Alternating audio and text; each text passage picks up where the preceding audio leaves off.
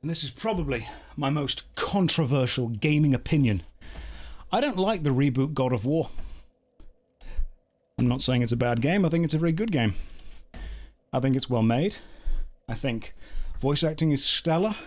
I think the design of it, objectively, I can actually appreciate as being very high quality.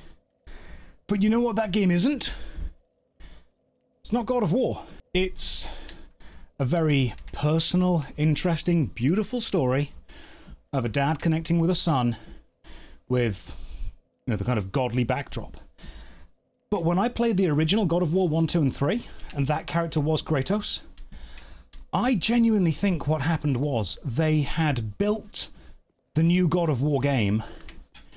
They were worried that it wasn't going to do very well, and so they just slapped the God of War branding onto it.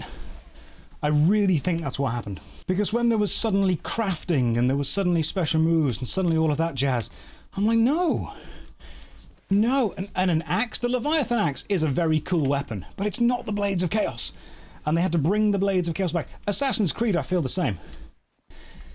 Sometimes you can just take the name of a game, the name of a franchise which has been built up to be synonymous with a specific gameplay style, and then you can change the formula so much that what you're actually doing is relying on the name of the franchise to carry the risk you've taken with the style.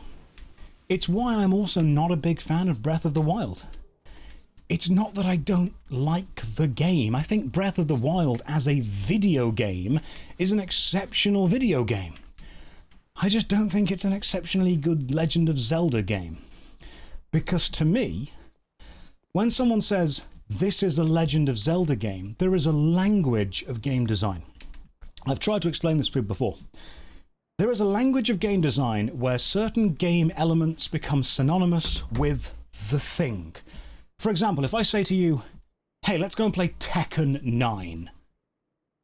You may have never played Tekken 9 before, but if you've played Tekken 1 through 8, you can probably guess what Tekken 9 is going to be like.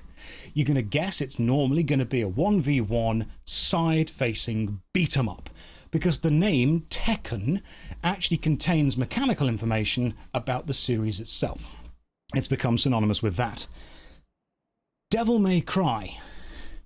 You know what you're going to get when you buy a Devil May Cry game, because it's pretty much done a similar thing the entire time. Assassin's Creed started off in Assassin's Creed 1, 2, and 3 as pretty much a stealth-based game. Now it's open-world action-adventure. It's not a bad game, but what I'm saying is the name Assassin's Creed has now lost all connection with any real mechanic that it would, you know, conjure up in your mind when you said it.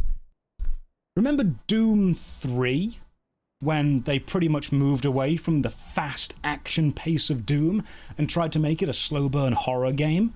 And then suddenly they did the reboot of Doom 2016, which was brilliant. Fast-paced, super glorious, super gory, action kills everywhere. You say Doom, you know what you're gonna get. That's what we all liked. So the reason we get onto this is because when someone says to me, hey, there's a new God of War game coming out, I pictured it being like God of War 1, 2, and 3. It was not.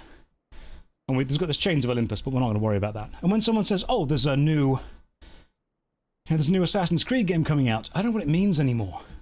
There's a new Legend of Zelda game. It's not going to be Ocarina of Time, Majora's Mask. It's not going to be the Spirit Tracks. It's not going to be Oracle of Ages or Seasons, two of my favourite Game Boy games.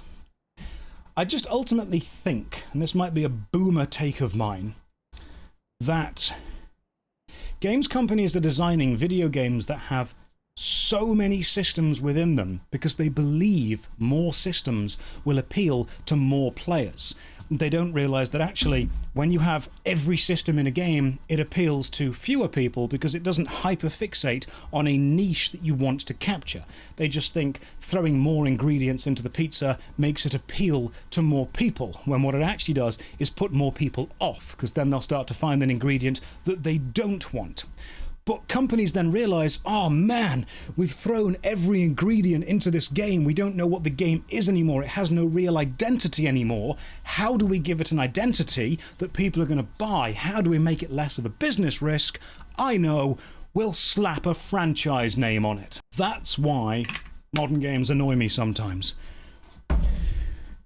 And every time someone says to you, oh, no one wants turn-based games, Baldur's Gate 3, Expedition 33. Both of them contenders for Game of the Year. Baldur's Gate 3 won it, Expedition 33 probably should. Turn-based, tactical, Final Fantasy style game. Absolutely banging game. Brilliant game. It just irritates me.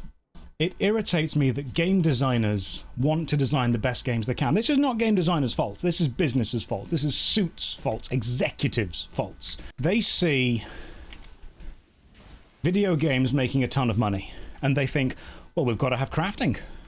Well, we've got to have this, we've got to have that, we've got to have the other, we've got to have everything. They put everything in, and you end up, as someone said in the chat, mixing every single colour together and making brown. It just makes greige. That's what it is.